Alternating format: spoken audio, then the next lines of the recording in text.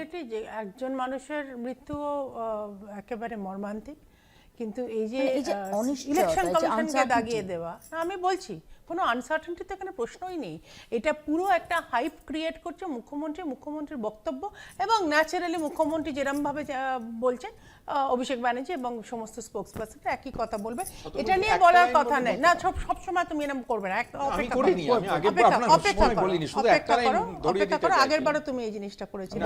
আচ্ছা, সিএ নিয়ে এই যে একটা তন্ময় এতক্ষণ ধরে বলে গেল যে শান্তনু ঠাকুর মিথ্যা কথা বলেছে, বিজেপি নাকি সিএ দিচ্ছে। বিজেপি এত কনস্টিটিউশনের বাইরে কথা বলে না। সেদিন স্বরাষ্ট্রমন্ত্রীও বলেছিল মমতা ব্যানার্জি নিজেকে কনস্টিটিউশনের ঊর্ধ্বে মনে করে, আমরা করি না।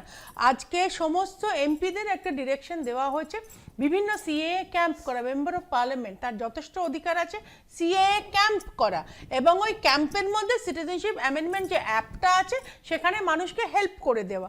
যদি এই যে রেকটিফিকেশনের সময় যদি এইবার না হোক, তারপরের বার সিটিজেনশিপ যে মুহূর্তে হয়ে যাবে, it is just to help people. এখানে তো আমি বুঝতে পারছি না যে কেন একটা মানুষ সুইসাইড করবে, কে এটাকে প্ররোচনা দিচ্ছে, আর তন্ময় বা কিসের ঐতিহাসিক প্রেক্ষাপটের কথা বলছে পশ্চিমবঙ্গের মধ্যে। কি ঐতিহাসিক প্রেক্ষাপট মানে কি?